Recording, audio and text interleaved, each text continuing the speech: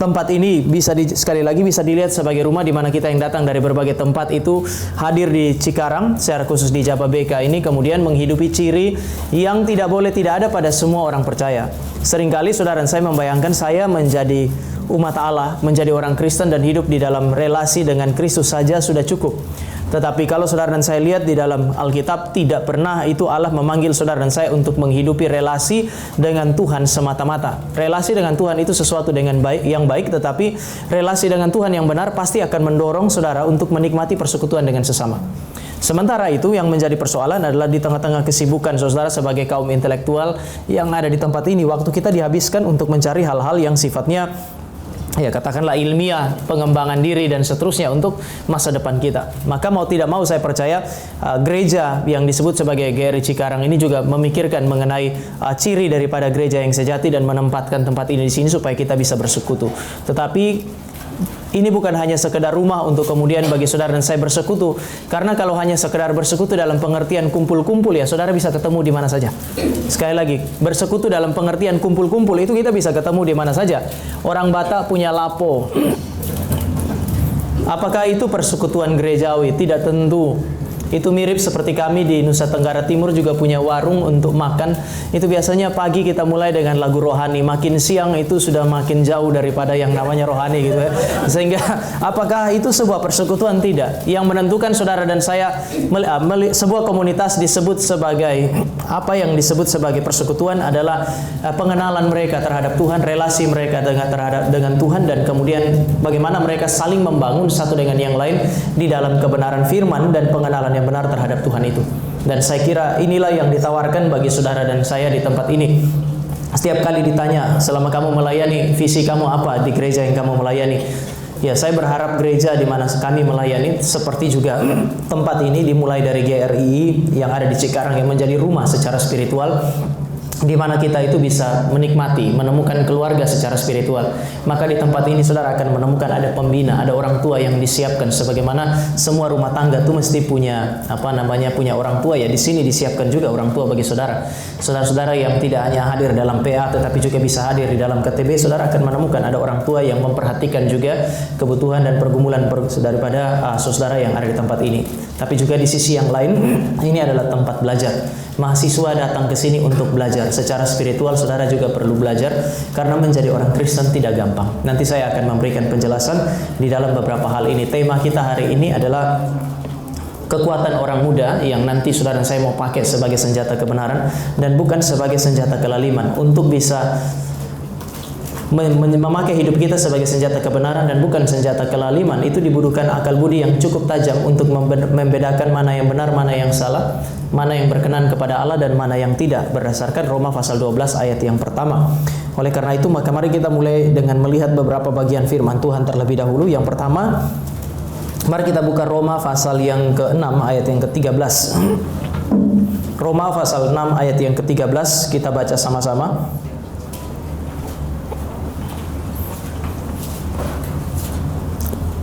2, 3. Dan janganlah kamu menyerahkan anggota-anggota tubuhmu kepada dosa untuk dipakai sebagai senjata kelaliman, tetapi serahkanlah dirimu kepada Allah sebagai orang-orang yang dahulu mati tetapi yang sekarang hidup, dan serahkanlah anggota-anggota tubuhmu kepada Allah untuk menjadi senjata-senjata kebenaran. Mereka yang telah hidup di dalam Tuhan atau di dalam Kristus pasti akan memakai tubuh mereka, segala sesuatu yang mereka punya, sebagai apa yang disebut sebagai senjata kebenaran. Yang menjadi persoalan adalah saudara dan saya mengatakan kita adalah orang Kristen, tetapi seringkali hidup saudara dan saya itu kemudian tidak dipakai sebagai senjata kebenaran, dan ini menjadi persoalan besar dalam kehidupan orang muda sebagai orang Kristen. Mari bagian yang lain adalah Amsal pasal yang ke-20 ayatnya yang ke-29. Amsal pasal yang ke-20 ayatnya yang ke-29. Kita baca sama-sama, 2, 3. Hiasan orang muda ialah kekuatannya, dan keindahan orang tua ialah uban. Mari kita berdoa. Bapa di sorga, kami datang kepadamu dan kami bersyukur oleh karena kasih karunia yang diberikan kepada kami sebagai umat Allah di dalam Kristus, sehingga kami memperoleh keselamatan di dalam Dia, pengenalan yang benar terhadap Allah, dan pertumbuhan di dalam firman melalui dia.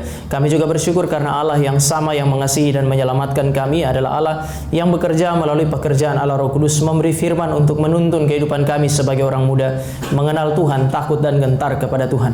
Kami berdoa biarlah Allah itu adalah Allah yang sama yang hadir di tengah-tengah persekutuan kami, memberkati kami ketika kami merenungkan firman. Biarlah Roh Kudus mencerahkan pikiran supaya kami mengerti firman. Roh Kudus pula lah yang menyiapkan hati kami, melembutkannya, menjadikannya tanah yang subur bagi kebenaran firman untuk menghasilkan buah di dalam hidup kami, sehingga hidup kami benar-benar boleh menjadi persembahan yang hidup dan yang berkenan kepada Allah. Di dalam nama Tuhan Yesus kami berdoa. Amin. Sekali lagi saya mau mulai dengan mengingatkan ayat 29 tadi. Hiasan orang muda ialah kekuatannya. Hiasan orang muda adalah kekuatannya. Kekuatan apa sih? Hiasan orang muda, sesuatu yang bisa menjadi kebanggaan bagi saudara dan saya. Seringkali orang membayangkan bahwa orang muda punya kekuatan yang bisa dibanggakan adalah kekuatan fisik dan kekuatan intelektualnya. Dan teman-teman adalah orang-orang yang sedemikian. Biasanya pada umur-umur seperti saudara saat ini adalah umur-umur di mana saudara bisa berasa umur paling sehat. Ya, nanti setelah masuk kepada 30 kondisi mulai kurang bagus, mulai 40 segala penyakit mulai muncul gitu ya. Ada yang bilang setelah 40 saudara dan saya punya kondisi fisik itu akan terus mengalami apa yang disebut sebagai penurunan. Puncak daripada masa kekuatan saudara adalah 20-an sampai dengan 30-an itu. Dan saat ini saudara yang menempuh studi di tempat ini mungkin ada pada masa itu. Sehingga kemudian dikatakan kebanggaan orang muda adalah kekuatannya. Seringkali orang berbicara mengenai kekuatan fisik orang muda, atau kemudian berbicara juga mengenai kekuatan intelektual orang muda. Karena saudara adalah orang yang belajar, saya sangat percaya bahwa makin zaman maju itu orang-orang yang hidup di zaman itu punya kesempatan untuk mengembangkan kapasitas intelektualnya jauh lebih baik daripada orang-orang di zaman yang sebelumnya. Di NRITC kemarin waktu saya melayani, saya kasih satu contoh yang paling sederhana. Zaman saya SMA itu belajar komputer tuh sulit. Karena lab komputer itu cuma isi 8 komputer. Sementara kami SMA itu kan ada SMA, saya sekolah di satu, kalau saudara dari NTT itu tahu namanya SMA 3. Laboratorium komputernya untuk seluruh mahasiswa dari tahun pertama sampai dengan tahun ketiga itu cuma 8 dalam laboratorium komputer. Sementara mahasiswa itu hampir 1000. Saudara 1000 bagi 8 satu minggu gak habis. Sehingga cara guru mengajar komputer adalah menggambar tombol power itu di papan tulis dan kemudian kasih tahu ini cara hidupkannya sedemikian. Jadi dia kasih tahu urut-urutannya. Cuman siapa yang bisa menghafal bagaimana cara menghidupkan komputer mengoperasikannya dengan melihat gambar yang sedemikian. Biasanya kami lupa. Satu-satunya yang kami ingat di dalam kognisi kami adalah bagaimana cara menghidupkannya. Dan itu kemudian menjadi masalah besar. Ketika giliran kami masuk ke dalam laboratorium, kami bertengkar. Ini bagaimana cara menghidupkan benda ini? Kemudian waktu kami lihat-lihat, oh di dekat monitornya itu ada tombol. Ini kayaknya ini yang digambar sama guru itu, ini yang dihidupkan. Dan benar, begitu kami tekan tombol itu, dia masuk ke dalam, dia keluar langsung ada kayak seperti cahaya, dan dia hidup. Dan kemudian apa yang harus dilakukan dengan itu? Itu penuh dengan perdebatan. Jadi laboratorium itu seperti ruang debat daripada ruang di mana kami mempraktekannya. Sampai dengan waktu di mana kami harus keluar, itu hampir tidak ada konklusi bagaimana menggunakan itu. Dan sekarang kemudian bagaimana kami harus mematikannya? Siapa di antara saudara yang hadir dalam kelas 2 jam misalnya, saudara ingat semua yang diajarkan secara teoritis dari A sampai Z? Biasanya tidak gitu. Sehingga kami kesulitan sekali kemudian untuk memikirkan bagaimana cara mematikannya. Kami cari-cari, kami lihat di bawah ada kabel. Ya kami cabut kabel itu dan seluruh komputer dalam laboratorium mati. Waktu kami pergi, korbannya adalah generasi yang berikutnya gitu. Yang saya mau katakan adalah itu sesuatu yang sulit berurusan dengan komputer. Tetapi anak saya TK kelas waktu dia masuk di TKB, mereka sudah belajar coding. Sehingga waktu dengar dia belajar coding, kemudian waktu itu masih pakai Zoom, mereka belajar bikin kayak apa ya, bahkan bikin kayak games kan ya. Jadi ada gambar yang bergerak gitu dari TK. Saya membayangkan anak ini TK sudah mempelajari sesuatu yang kemudian bahkan SMA, saya SMA membayangkannya pun tidak. Maka saudara bisa bayangkan bahwa nanti di masa yang akan datang kekuatan intelektual anak-anak di bawah kami, atau katakanlah kalian, itu akan jauh lebih baik daripada kami. Tapi persoalannya kemana kekuatan intelektual ini kemudian akan diarahkan. Saudara, yang saudara punya hari ini adalah pemberian Tuhan sebagai anugerah yang bisa disebut sebagai potensi. Waktu dikatakan itu adalah kekuatan, saudara saya dan saya bisa menyebut itu sebagai kebanggaan, kehormatan. Jika saudara dan saya mengarahkan potensi ini dengan berhikmat, dengan takut akan Tuhan. Sebaliknya, kekuatan yang saudara dan saya punya itu bisa menjadi bencana, menjadi sesuatu yang memalukan bagi diri sendiri, bagi orang lain, bagi gereja, jika saudara dan saya menggunakannya atau saudara dan saya mengeksplorasinya tanpa rasa takut kepada Tuhan. Pisau itu ketika dicipta, orang tidak menciptakan pisau untuk membunuh tentu saja. Pisau itu dipakai untuk tujuan-tujuan yang tertentu. Jadi secara potensial ketika dia dicipta dengan bentuknya dia, dengan segala yang dia punya, ya bisa dipakai untuk apa saja sebenarnya, untuk tujuan-tujuan yang baik. Tetapi juga pada saat yang sama, pisau yang berpotensi untuk dipakai untuk hal-hal yang baik, ternyata saudara dan saya lihat orang bisa pakai untuk membunuh. Itu sebabnya saudara saya menemukan Roma pasal yang ke-6 ayat 13 mengatakan, pakailah tubuhmu itu sebagai senjata kebenaran dan bukan sebagai senjata kelaliman. Kalau saudara dan saya baca lebih jauh lagi di dalam Roma pasal yang ke-12 ayat yang pertama dan ayat yang kedua, di situ Paulus bilang, persembahkanlah tubuhmu sebagai persembahan yang hidup dan yang berkenan kepada Allah. Itu adalah sebuah perintah yang sangat janggal karena orang-orang yang di Roma adalah orang-orang yang sangat dipengaruhi oleh filsafat Yunani yang sangat cenderung kepada dualisme. Ada pembedaan antara jiwa dan tubuh. Jiwa itu dianggap sesuatu yang baik. Sehingga kalau orang-orang yang ada di dalam kehidupan beragama yang dipengaruhi oleh filsafat yang disebut sebagai dualisme ini, maka mereka akan cenderung untuk kemudian mempersembahkan jiwa mereka kepada Tuhan tetapi tidak tubuh mereka. Kenapa? Karena jiwa dianggap baik, tubuh dianggap sebagai sesuatu yang jahat. Jiwa yang baik terpenjara di dalam tubuh. Maka misalnya kalau saudara lihat di dalam Kisah Para Rasul pasal yang ke-17, Paulus itu mengajar sesuatu yang baru dan menarik. Orang-orang itu senang dengar dia. Kapan mereka memutuskan untuk berhenti mendengarkan dia? Kalau saudara perhatikan Kisah Para Rasul pasal 17 sampai pada kalimat ini, Yesus Kristus yang kamu bunuh itu bangkit dari antara orang mati. Begitu dia pakai kata bangkit dari antara orang mati, para filsuf itu bilang begini, sudahlah, gak usah ngomong lagi, nanti lain kali saja kami dengarkan kamu. Kenapa? Karena mereka tidak menginginkan kebangkitan. Bangkit lagi berarti jiwa yang baik masuk kembali ke dalam penjara tubuh. Sementara kematian berarti jiwa yang baik dibebaskan dari penjara tubuh. Lebih baik mati. Mati adalah sebuah kemerdekaan sebenarnya. Sebab itu Sokrates itu bisa disebut sebagai martirnya para filsuf pada zaman itu. Sampai sekarang orang bangga dengan dia. Dia tidak takut kok mengambil racun lalu kemudian minum. Murid-muridnya menangis, jangan minum itu Sokrates. Sokrates bilang, enggak, berikan kepada saya racun itu. Kemudian dia minum. Kenapa? Karena dia percaya bahwa kematian akan membuat jiwa yang suci ini terpisah dari tubuh yang jahat. Maka tidak boleh mempersembahkan tubuh yang jahat itu kepada dewa-dewi. Sekarang Paulus bilang, tubuhmu itu jangan dipakai sebagai senjata kelaliman, tetapi persembahkanlah itu sebagai persembahan yang hidup, yang kudus dan yang berkenan kepada Allah. Saudara, Paulus membalikkan cara pikir pada zaman itu dan kemudian menyarankan orang-orang percaya bukan hanya menyerahkan jiwanya, tetapi juga menyerahkan totalitas hidup mereka. Kalau jiwa diserahkan kepada Tuhan, harusnya tubuh juga. Saudara, jiwalah yang menggerakkan tubuh kita, bukan? Tuhan menciptakan kita dengan tubuh, Tuhan ciptakan kita dengan jiwa. Di dalam jiwa ada pikiran, perasaan, dan kehendak. Kemudian pikiran memikirkan sesuatu, perasaan menghendaki atau tidak menghendakinya, maka pikiran dan perasaan kemudian menggerakkan tubuh kita.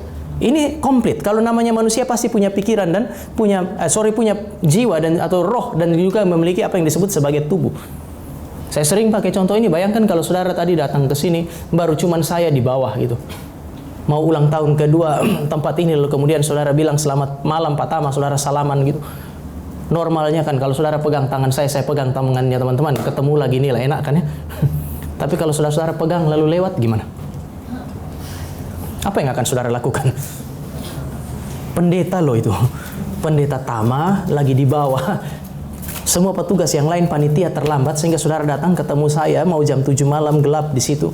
Saudara salaman sama saya, saudara pegang tangan saya, kok tembus? Saudara pikir mungkin saya salah lihat, yang biasa pakai kacamata pakai ulang kacamatanya lagi lalu pegang lewat lagi. Saudara pegang yang ketiga kali masih lewat, apa yang akan saudara lakukan? Saudara masih tetap di situ. Atau saudara lari? Saya kira kemungkinan kedua.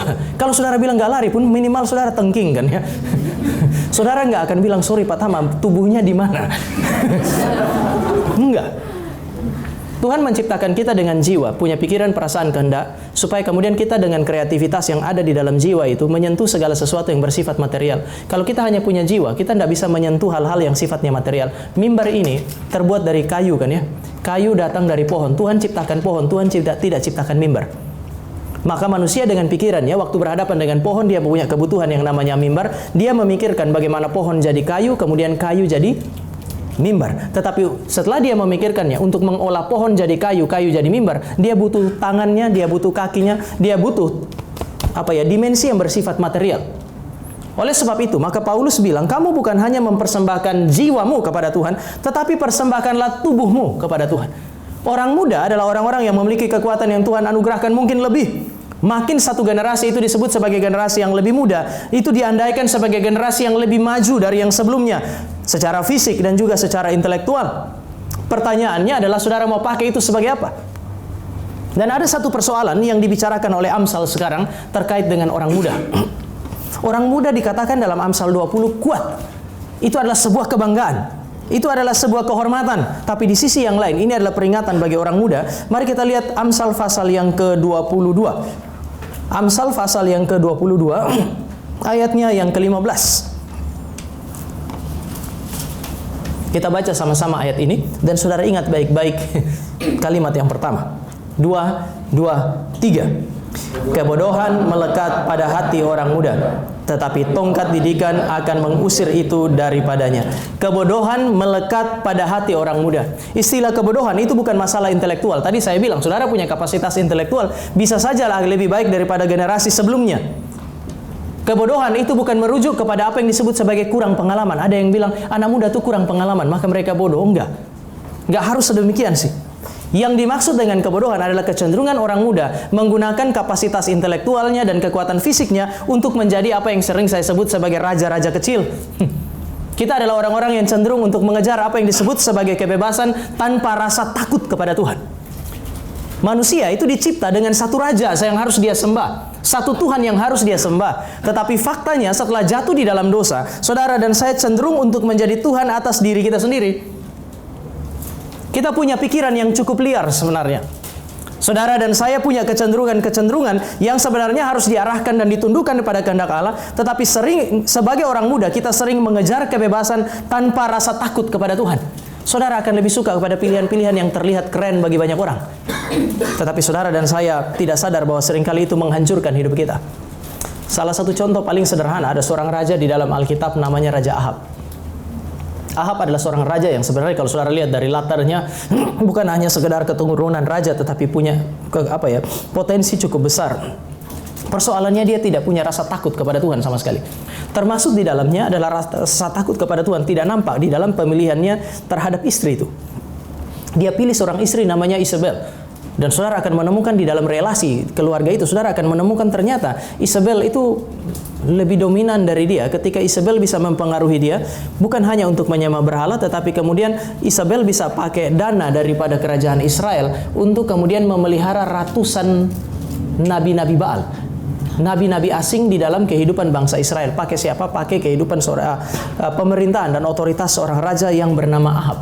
Yang saya mau katakan kepada saudara adalah ketika raja-raja Israel itu ada dua raja, Ahab satu, yang kedua adalah Salomo. Salomo punya istri banyak sekali. Dan sebagian besar perkawinannya Salomo itu adalah perkawinan politik supaya kerajaan Israel itu aman. Biasanya saudara dan saya lihat presiden yang baik hari ini, presiden yang mampu menciptakan perdamaian dunia di dalam tanda petik. Zaman Salomo itu sudah ada. Dan secara Salomo mengikat persahabatan dengan kerajaan-kerajaan lain adalah mengambil istri-istri dari bangsa-bangsa yang ada di sekitarnya. Sehingga saudara akan menemukan ada perbedaan ciri antara dua raja agung di Israel pada masa itu. Raja Daud memperbesar kekuasaannya dia dengan berperang. Saudara baca Salomo, saudara hampir tidak menemukan mungkin apa yang disebut sebagai peperangan. Dia cenderung hidup damai. Dan biasanya saudara dan saya ingin hidup damai seperti pemerintahan Salomo. Tetapi Salomo kemudian berusaha untuk mendapatkan damai dengan cara mengikat perjanjian dengan bangsa-bangsa kafir melalui satu cara ini. Mengambil anak daripada para raja untuk menjadi istrinya. Alkitab kemudian mengatakan istri-istrinya dia itu mengarahkan dia supaya apa? Supaya dia berpaling dari Tuhan dan kemudian dia menjadi penyembah berhala. Bahwa kemudian di masa tua dia menyesalinya dan kemudian dia bertobat. Tetapi saudara dan saya mesti ingat, Salomo muda, Ahab yang muda itu pernah bertindak mengejar kebebasan mereka, mengikuti apa yang diinginkan oleh hatinya. Sebab itu mari sekarang saudara dan saya lihat Amsal pasal 7 ayat 21 dan 22, peringatan sekali lagi bagi orang muda. Pertama, dia disebut sebagai bodoh karena mereka cenderung mengejar kebebasan. Mereka sering hidup tanpa takut akan Tuhan untuk memuaskan hasrat mereka mendapatkan kebebasan itu. Sekarang mari kita lihat Amsal pasal yang ke-7.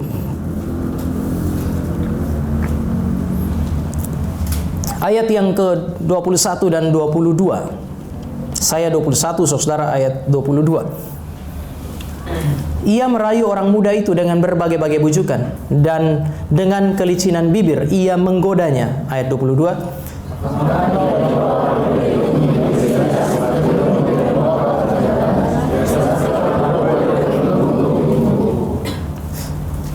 Gambaran ini kalau saudara baca di dalam Amsal pasal 27 itu digambarkan dosa itu seperti seorang pelacur yang datang dan kemudian menawarkan dirinya yang indah, yang menarik itu, supaya seorang muda itu kemudian datang dan kemudian memuaskan hawa nafsunya bersama dengan dia. Sehingga kemudian kalau saudara dan saya lihat di dalam ayat ini, di dalam dua ayat ini, digambarkan orang muda itu sebagai orang yang gampang sekali ditipu oleh dunia dan oleh iblis. Kenapa? Karena orang muda adalah orang yang sulit untuk mengontrol diri dan nafsunya. Meskipun saya tidak bilang bahwa orang tua itu tidak punya itu. Tetapi saudara dan saya, entah kenapa Amsal pakai ini. Orang muda cenderung memakai potensinya untuk mengejar kesia-siaan. Orang muda itu berusaha untuk tampil elok dan tampil menawan. Saudara dan saya mengejar segala sesuatu yang dianggap baik, dan seringkali apa yang ditawarkan oleh dunia ini itu yang saudara dan saya terima karena saudara dan saya memang ingin mendapatkannya. Berapa banyak orang yang telah mengkompromikan imannya dia, mengkompromikan firman Tuhan hanya untuk mendapatkan posisi yang baik, penerimaan daripada teman-temannya. Hari ini teman-teman, kalau teman-teman punya media sosial lalu kemudian teman kita itu sedikit di situ, itu kan cupu kan ya. Instagram siapa punya di sini yang followersnya sampai 4.000, 5.000 dibanding dengan yang punya 1 juta. Tiap kali kita post sesuatu lalu kemudian kalau yang like itu banyak sekali, wah kita happy sekali. Lalu kalau ketika tidak ada yang like, kita merasa kita sementara dibuang oleh dunia ini. Kita kehilangan segala sesuatu ketika orang tidak memberi respon kepada semua yang ada dalam hati saudara dan saya. Zaman dulu, waktu saya belanja, bahkan ketika pergi ke mall itu saudara, waktu mahasiswa, pergi ke mall itu kita ambil barang di raknya itu, kemudian waktu kita pergi ke kasir, di kasir itu nggak ada apa-apa, cuman ada kasirnya itu loh. Kamu tinggal bayar. Sekarang, saudara kan pergi dengan sejumlah list belanjaan, itu kalau saudara punya list kan ya. Yang bahaya adalah kalau saudara masuk ke dalam mall tanpa perencanaan, saudara keluar dengan barang-barang yang tidak direncanakan, sampai di kos baru menyesal kenapa saya beli ini.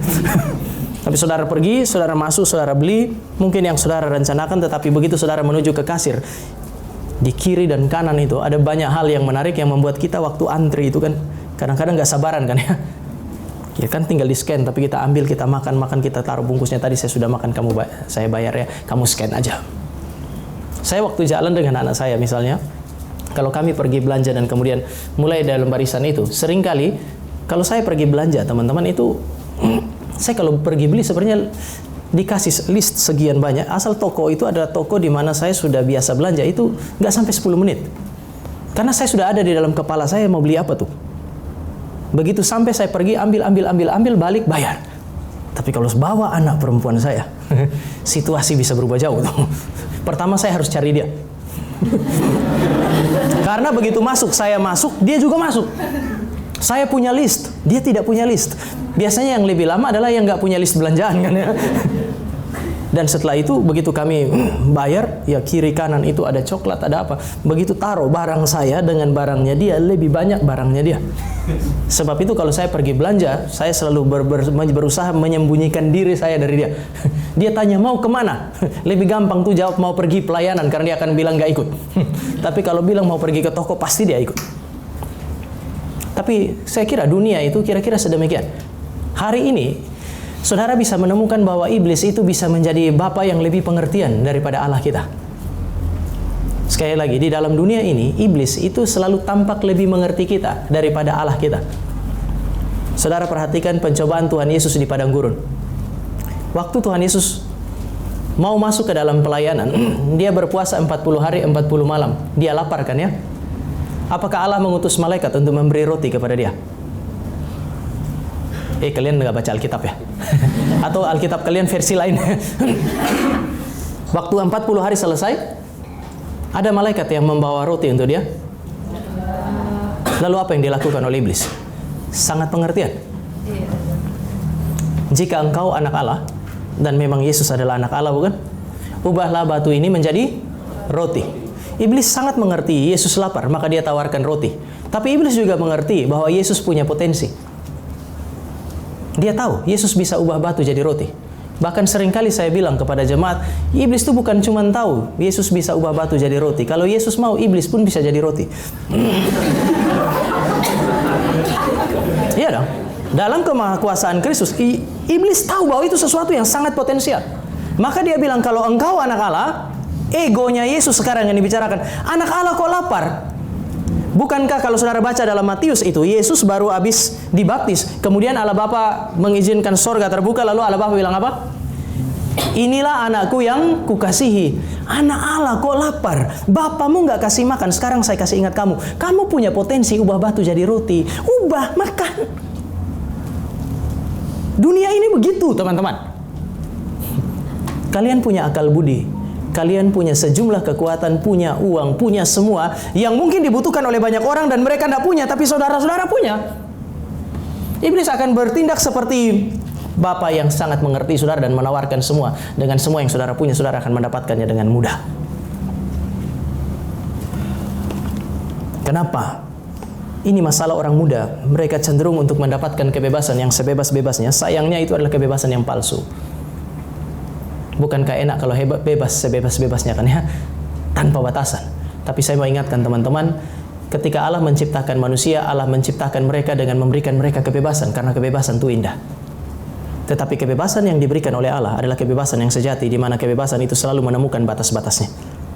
Hari ini saudara dan saya merindukan kebebasan yang tanpa batas. Itu tidak pernah ada.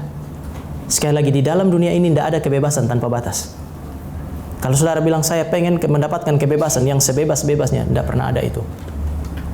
Saya akan bertanya pertanyaan paling sederhana, haruskah kebebasan itu sebebas-bebasnya? Kalau saudara sangat merindukan kebebasan yang sebebas-bebasnya, saudara harus menjawab, harus kan ya. Tetapi ketika saudara berkata harus, kata harus itu sudah tidak bebas, bukan? Bisa tangkap maksud saya enggak ya? Ya, kalau enggak kita lanjutkan saja. Tetapi ketika Allah bilang begini, semua pohon dalam taman ini boleh kamu makan buahnya dengan bebas. Kata bebas pertama kali dalam Alkitab muncul dari mulut Allah sendiri. Artinya kebebasan itu baik, dan ingat itu sebelum kejatuhan dalam dosa. Semua pohon dalam taman ini boleh kamu makan buahnya dengan bebas. Lalu kemudian Tuhan langsung bilang tetapi. Kata tetapi langsung membatasi kebebasan itu. Pohon yang ada di tengah itu jangan kamu makan buahnya. Allah kita adalah Allah yang memberikan kebebasan yang sejati dengan membatasinya. Saudara hanya bisa hidup kalau saudara membiarkan diri saudara ada di dalam batasan yang ditetapkan oleh Allah. Semua yang namanya ciptaan mesti ada di dalam batasan. Dengan anak-anak remaja bahkan saya bilang bahwa ikan itu hanya bisa bebas kalau dia ada di dalam air. Dia tidak bisa bilang dia ingin bebas sebebas-bebasnya lalu kemudian dia keluar dari air. Hancur hidupnya dia. Saudara tidak bisa sedemikian. Yang namanya bebas itu harus ada batasan tertentu. Dan mari saudara dan saya perhatikan bagaimana Tuhan membatasi saudara dan saya supaya kita punya hidup itu tidak hancur. Yang pertama, Tuhan menciptakan saudara dan saya di dalam relasi dengan Dia sehingga supaya kita sebagai orang muda ini tidak hancur. Ada satu yang saudara dan saya butuhkan, yaitu pengenalan terhadap Allah. Sekali lagi, saudara dan saya sebagai orang muda membutuhkan pengenalan terhadap Allah. Saudara dan saya membutuhkan relasi dengan Dia sehingga kita menikmati apa yang disebut sebagai penyertaan Tuhan. Saya mau mulai dengan kasih satu gambaran. Di dalam brosur yang saudara punya itu gambaran tentang Daud. Daud itu cakep sebenarnya. Cakep. Tetapi di dalam rumahnya dia bukan yang paling cakep kan? Cuma digambarkan dia itu kemerah-merahan. Kemerah-merahan untuk memberi petunjuk dia masih sangat muda, dia cakep. Apakah Daud kuat? Daud kuat. Tapi apakah dia yang terkuat di dalam rumahnya? Juga tidak. Kalau saudara mau tahu itu dari mana ya, marilah saudara dan saya secara realistis membaca cerita mengenai Samuel pergi mengurapi Daud di rumahnya. Tuhan suruh dia pergi ke rumah Isai, urapi salah satu dari anak Isai itu bagiku supaya dia menjadi raja atas umatku. Lalu kemudian Samuel pergi, dan saudara perhatikan cerita itu. Isai panggil anak laki-lakinya yang pertama. Lalu muncul apa yang ada di dalam hatinya Samuel. Inilah orang yang dipilih oleh Tuhan. Samuel yakin. Tuhan bilang, kamu jangan lihat itu karena manusia memandang rupa, Allah tidak, Allah melihat hati. Tetapi kan enggak. sampai anak kedua dan seterusnya, semua anak laki-laki sudah dipanggil, nggak ada. Cerita itu kan sesederhana itu kan ya. Semua anak yang dipanggil lewat, kemudian Samuel sampai harus tanya sama Isai, masih ada anak yang lain lagi nggak? Karena bukan semua yang tampil ini bukan. Baru Isai ingat ada satu anak yang lain. Daud adalah anak yang cakep, tapi papanya sendiri lupa bahwa ada satu anak nama Daud. Bagi saya ini adalah satu petunjuk bahwa mungkin ini anak yang dicintai, tetapi bagi orang yang bernama Isai untuk menjadi raja itu mestinya kakak-kakaknya. Orang-orang yang mungkin lebih cakep, perawakannya jauh lebih baik. Saudara bisa bayangkan ketika dia harus perang maju melawan Goliat, Saul suruh dia pakai apa? Gak ada memang orang Israel yang mau maju, cuman Daud yang mau maju. Teman-teman baca nggak cerita itu? Saul suruh apa? Pakai pakaian perang. Dan Daud habis pakai pakaian perang nggak bisa jalan.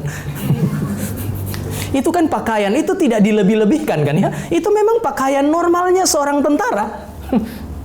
Dan Daud pakai baju itu nggak bisa. Lalu kemudian dia bilang, sudahlah, lepas biar saya nggak usah pakai itu.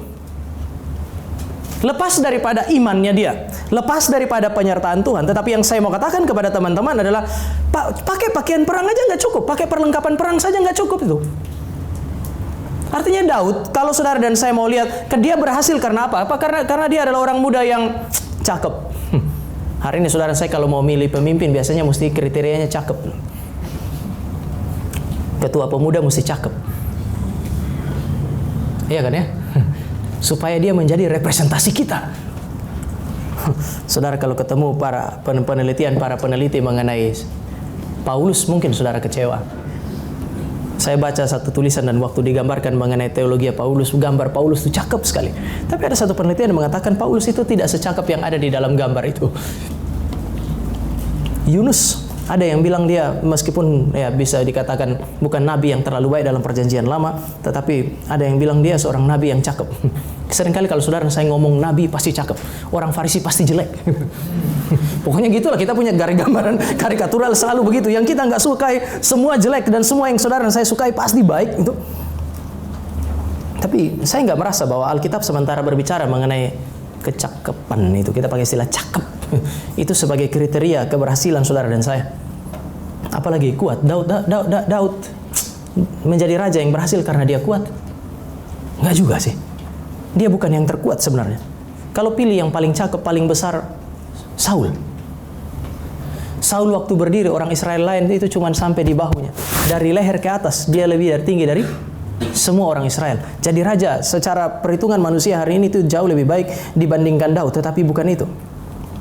Sekarang saudara perhatikan, dia kemudian diterima sebagai raja yang paling besar sampai hari ini. Ketika orang membayangkan Mesias, orang membayangkan pemimpin Israel hari ini, orang Israel membayangkan, mereka selalu merujuk kepada kerajaan Daud. Kenapa? Saudara akan menemukan orang yang mengalahkan Goliat, cerita yang sangat monumental. Bahkan kadang-kadang orang yang bukan Kristen pun ingat cerita itu. Apalagi, dia adalah orang yang disegani oleh kawan dan lawan. Musuh-musuhnya segan dengan dia, teman-temannya dia segan dengan dia. Saul pun takut dengan dia kan ya. Saul tuh segan. Waktu Saul pulang perang, kemudian gadis-gadis di Israel menyanyi itu, Saul membunuh beribu-ribu, Daud mengalahkan berlaksa-laksa. Saul iri.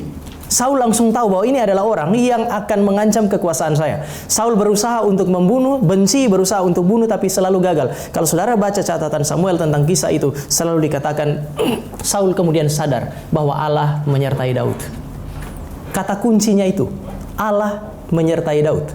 Daud berhasil bukan karena dia adalah orang yang gagah perkasa lebih dari orang Israel lainnya. Kemuliaan, kekuatannya dia itu diperoleh oleh karena Allah menyertai dia. Dan saya kira ini adalah teladan bagi teman-teman dan saya. Kemuliaan orang muda, kekuatan orang muda itu tidak diperoleh tidak ditunjukkan melalui kekuatan fisik, karena tidak semua orang punya fisik baik. Kalau seandainya kemuliaan saudara dan saya itu ditentukan melalui kondisi fisik yang baik, kasihan mereka yang mungkin terlahir cacat, atau mereka yang terlahir baik kemudian mengalami berbagai hal yang kemudian membuat mereka secara fisik tidak ideal. Kekuatan orang muda yang sesungguhnya itu tidak terletak di dalam kapasitas intelektualnya dia. Saya sekolah teologi, dan waktu sekolah teologi di STT ada banyak teman yang kelihatan sangat baik gitu. Pertanyaannya sekarang kalau saudara tanya, di mana mereka Tama? Saya juga sulit menjelaskan di mana mereka. Tapi ada yang kelihatan biasa-biasa saja dan melayani secara konsisten sampai hari ini. Bukan kapasitas intelektual yang menentukan kemuliaan, kekuatan, dan keberhasilan saudara dan saya di dalam pelayanan, tetapi penyertaan Tuhan. Yang saudara dan saya butuhkan adalah penyertaan Tuhan. Dan yang saudara dan saya harus temukan adalah Daud sejak masa muda, dia kenal Tuhan, dia paham firman Tuhan, dia hidup takut akan Tuhan, dia taat kepada kebenaran firman Allah, dan Allah membuat dia berhasil.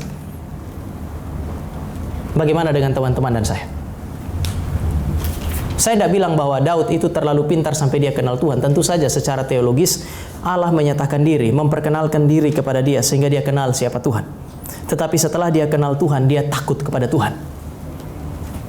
Rasa takut kepada Tuhan adalah sesuatu yang sangat penting. Takut kepada Tuhan itu kan bukan ada orang yang tidak datang ke gereja tanya, kenapa? Karena saya takut kepada Tuhan. Saudara membayangkan Tuhan itu seperti anjing rabies. Sehingga kalau kita takut berarti kita tidak datang kepada dia. Istilah takut akan Tuhan itu berbicara mengenai cinta yang besar di dalam hati saudara dan saya, sehingga saudara dan saya enggan untuk melukai dia. Karena saya cinta dia, saya takut melanggar firman-Nya. Karena saya melanggar firman, berarti saya melukai dia. Saudara, ada yang punya pacar di sini? Ada yang sudah pacaran? Kalian jomblo semua. Jadi ini persekutuan orang-orang jomblo gitu. Siapa yang sudah punya pacar? Oke, ada ya. Kalau saudara punya pacar dan saudara mencintai pacar saudara, apakah saudara akan dengan sengaja, secara intensional, saudara melakukan sesuatu untuk melukai hatinya? Enggak. Ada semacam ketakutan ketika saudara dan saya melakukan sesuatu yang kita tahu akan bikin dia tersinggung itu. Kalau sudah terlanjur terjadi, kita takut loh. Bahkan kadang-kadang saudara menyembunyikannya kan. Kalau boleh dia nggak tahu. Lalu teman baik kita keceplosan tahu, kita pukulin teman baik kita dan bukan pukulin dia. Saudara takut melukai dia, takut ada berita yang melukai dia. Ini yang Tuhan pakai itu, rasa cinta yang sangat besar yang mendorong saudara dan saya taat kepada Allah oleh karena saudara dan saya takut melukai dia. Dan cinta ini adalah sesuatu yang sangat dituntut oleh Tuhan dari kehidupan saudara dan saya. Saya kutip seorang penulis namanya N.T. Wright. N.T. Wright dia bilang begini, kalau Anda jumpa dengan Yesus yang ada di dalam Alkitab, sebagaimana yang diceritakan oleh Alkitab, Anda tidak mungkin tidak jatuh cinta pada dia. Sekali lagi, kalau Anda berjumpa dengan Kristus yang diceritakan oleh Alkitab, sebagaimana memang diceritakan Alkitab, Anda tidak mungkin tidak mencintai dia. Dan kalau Anda mencintai dia, Anda tidak akan mungkin rela untuk melukai hatinya. Tetapi kalau seandainya saudara tidak jatuh cinta kepada Kristus yang diceritakan oleh Alkitab, mungkin saudara baca Alkitab tapi ketemu Yesus yang lain. Pada zaman Yesus hidup, ada nama Yesus itu nama yang sangat general. Itu bukan, nama Yesus itu bukan hanya Yesus yang saudara dan saya punya itu. Itu datang dari nama Yosua sehingga banyak sekali orang bernama Yesus. Hari ini juga ada. Saya sering bilang itu, teman-teman yang suka main sepak bola di Manchester City itu, ada Gabriel Yesus, kurang hebat apa? Dia gabung nama malaikat dan nama Yesus. Dan saudara menyembah dia, kalau saudara berjumpa dengan dia, belum tentu saudara mencintai dia. Tetapi kalau saudara dan saya berjumpa dengan Yesus, pasti saudara akan mencintai dia dan saudara tidak akan rela untuk melukai hatinya. Respon terbaik bagi saudara dan saya sebagai orang muda ketika saudara mengenal Allah yang benar ini adalah rasa takut melukai dia. Maka itu terekspresi di dalam ketaatan. Dan melalui semua itu Allah akan membuat saudara, memimpin saudara dan saya, menyertai kehidupan saudara dan saya. Yang terakhir, yang kedua, mari kita lihat Amsal. Yang pertama yang saudara dan saya butuhkan adalah penyertaan Tuhan, yang membuat saudara dan saya takut kepada dia, taat kepada dia, dan memakai tubuh kita sebagai senjata kebenaran. Mari kita baca Amsal pasal 22 ayat yang ke-6. Apa yang saudara dan saya butuhkan? Amsal pasal yang ke-22 ayat yang ke-6. Ini yang saudara dan saya seringkali nggak suka kalau kita orang muda kan ya. Mari kita baca sama-sama 2, 3. Didiklah orang muda menurut jalan yang patut baginya, maka pada masa tuanya pun ia tidak akan menyimpang daripada jalan. Didiklah orang muda. Saudara, kata didik datang dari satu kata Ibrani hanok yang berarti didedikasikan. Jadi kamu bukan hanya mendidik orang muda, tetapi tujuan pendidikan bagi orang muda adalah mendedikasikan mereka kepada Tuhan. Orang muda harus dididik supaya mereka bisa mendedikasikan hidup mereka kepada Tuhan sebagai korban yang hidup dan yang berkenan kepada Allah. Tetapi dengan demikian saudara akan menemukan bahwa ada perintah untuk mendidik, itu berarti ada otoritas untuk melaksanakan apa yang disebut sebagai pengajaran. Orang muda harus menemukan orang-orang yang tua, orang-orang yang punya otoritas untuk mengajar mereka. Di dalam kitab Hakim-Hakim ada satu ayat yang saya suka karena itu adalah kunci untuk menjelaskan kacau balaunya kehidupan orang Israel di dalam kitab Hakim-Hakim. Pada zaman itu tidak ada raja di Israel sehingga orang Israel hidup, seorang Israel hidup menurut apa yang mereka inginkan atau apa yang dianggap baik. Di dalam 5 pasal terakhir, pasal 17, pasal 18, pasal 19, pasal 20 nggak ada, tapi pasal 21 ada. Di dalam 4 pasal ini, dari 5 pasal, 4 pasal menyebutkan ini. Pada zaman itu tidak ada raja di Israel. Raja pada masa itu bukan hanya pemimpin politis, tetapi seorang yang harusnya kenal Tuhan dan kemudian mengajarkan kebenaran. Mereka pemimpin politis adalah pemimpin spiritual pada zaman itu. Oleh karena orang muda itu membutuhkan didikan, maka Ulangan pasal 6 ayat 4 itu Allah datang kepada Israel. Allah bilang begini, dengarlah ya Israel, Tuhan itu Allah kita, Tuhan itu esa. Lalu kemudian dibilang, apa yang kuajarkan kepadamu ini harus kamu ajarkan juga kepada anak-anakmu. Oleh karena pengajaran itu adalah sesuatu yang sangat penting, maka Matius pasal 28 ayat 20 bilang begini, jadikan semua bangsa muridku. Dimulai dari kata pergi, artinya pergi menginjil. Baptis mereka ayat 20 ayat 19. Ayat 20 mengatakan ajarlah mereka untuk melakukan segala sesuatu yang kuajarkan kepadamu. Menjadi mahasiswa yang pintar, lalu kemudian harus menundukkan diri kepada orang lain supaya saudara belajar. Itu tidak mudah, teman-teman. Tetapi saudara harus mencari atau menemukan orang-orang yang berotoritas untuk mengajar. Temukanlah orang tua saudara di gereja.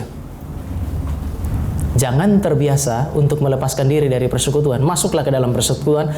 Temukanlah orang tua di mana saudara bisa mempercayakan diri saudara kepada mereka, berelasi dengan mereka. Di dalam jemaat di GRI, saya berharap juga ada orang-orang yang muncul sebagai orang tua untuk melayani anak-anak muda. Tetapi saudara juga tidak boleh menyerahkan diri kepada semua orang yang menyebut diri mereka orang tua. Saudara harus menemukan orang yang belajar, yang mengerti firman.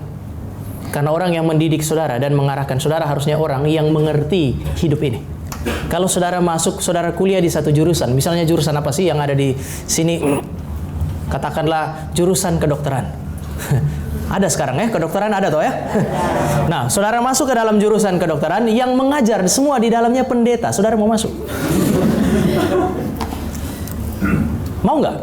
Anggaplah yang mengajar itu dokter jiwa semua. Saya yakin saudara tidak mau masuk kan ya? Saudara mau, saudara dididik oleh orang-orang yang belajar kedokteran.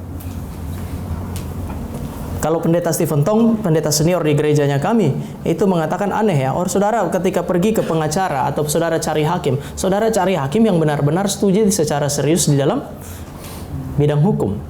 Pengacara yang belajar bidang hukum secara serius.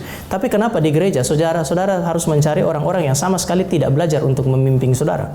Kalau dia tidak mengajar, apa yang akan dia ajar kepada saudara? Dosen saudara kalau tidak belajar, apa yang mau dia ajar?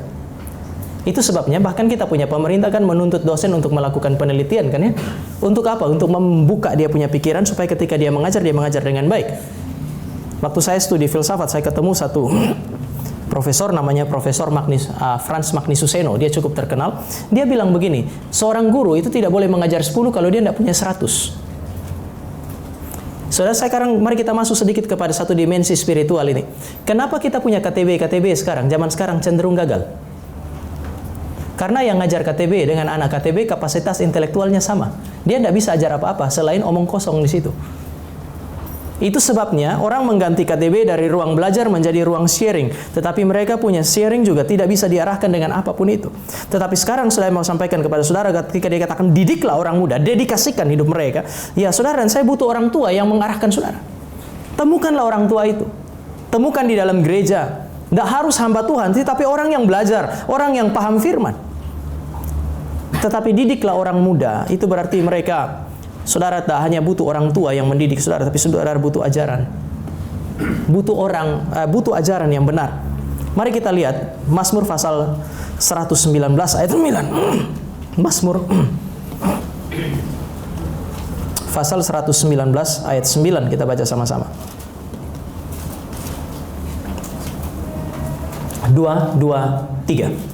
Dengan apakah seorang muda mempertahankan kelakuannya bersih dengan menjaganya sesuai dengan firman. Kalau kita pakai tema ini, dengan cara apa saudara dan saya menjaga supaya tubuh kita menjadi senjata kebenaran? Saudara harus jaga sesuai dengan firman. Tapi kalau saudara tidak tahu firman, saudara tidak akan bisa jaga kelakuan saudara sama sekali. Butuh apa yang disebut sebagai pembelajaran. Ini tempat kalau disewa cukup mahal sebenarnya, tetapi ada jemaat yang memikirkan itu. Untuk apa? Untuk menyediakan firman bagi saudara, supaya saudara bisa menyesuaikan diri kepada firman. Ini bisa menjadi tempat belajar. Lalu kemudian ada orang bilang, itu Pak, makanya kami hanya butuh firman, kami nggak butuh doktrin. Saya mau tutup perenungan hari ini dengan Ibrani pasal yang kelima ayat 12. Ibrani pasal 5 ayat 12. Bagaimana supaya saudara dan saya menjadi orang yang dewasa itu? Ibrani pasal yang kelima ayat yang ke-12, kita baca sama-sama. 2:23. Sebab sekalipun kamu ditinjau dari sudut waktu, sudah seharusnya menjadi pengajar, kamu masih perlu diajarkan asas-asas pokok dari penyataan Allah, dan kamu masih memerlukan susu dan bukan makanan keras. Saya baca ayat 13. Sebab barang siapa masih memerlukan susu, ia tidak memahami ajaran tentang kebenaran, sebab ia adalah anak kecil. Saudara, perhatikan baik-baik di situ. Kamu dari sudut waktu sudah seharusnya mengajar, artinya sudah dewasa, harusnya sudah jadi orang yang mengajar. Tapi kamu tuh masih anak-anak. Karena apa? Kamu masih perlu diajar lagi asas-asas pokok dari penyataan Allah. Perhatikan, ada dua di situ. Yang pertama adalah penyataan Allah, yang hari ini saudara dan saya sebut sebagai firman Allah. Saudara dan saya butuh firman untuk bertumbuh menjadi dewasa. Tetapi ada hal yang kedua, di situ dikatakan asas-asas pokok dari, atau asas-asas pokok yang diturunkan dari. Maka ada wahyu, ada penyataan Allah, ada firman, tetapi ada asas-asas pokok, pengajaran, atau hari ini saudara saya sebut itu sebagai doktrin yang diturunkan dari penyataan Allah. Banyak orang benci sekali dengan doktrin, tapi saudara tidak mungkin hidup tanpa doktrin. Ada orang bilang kami hanya mau hidup dengan firman saja. Ini paling omong kosong. Saudara, ada enggak saudara baca sampai dari Kejadian sampai Wahyu dapat tulisan itu?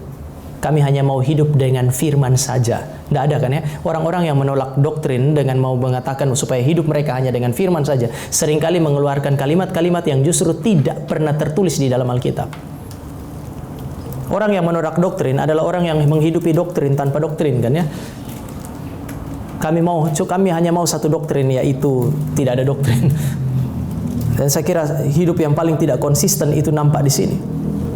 Saudara dan saya membutuhkan ajaran yang benar. Saudara dan saya butuh firman Allah. Saudara dan saya butuh doktrin yang benar. Tempat ini disebut sebagai Reform Evangelical Student Center. Tempat di mana saudara belajar bukan hanya secara intelektual, secara keilmuan, tapi juga secara spiritual. Ada eksposisi di tempat ini, tetapi saudara, kalau saudara perhatikan PA itu juga mengajarkan sejumlah doktrin yang bagi saya cukup konsisten.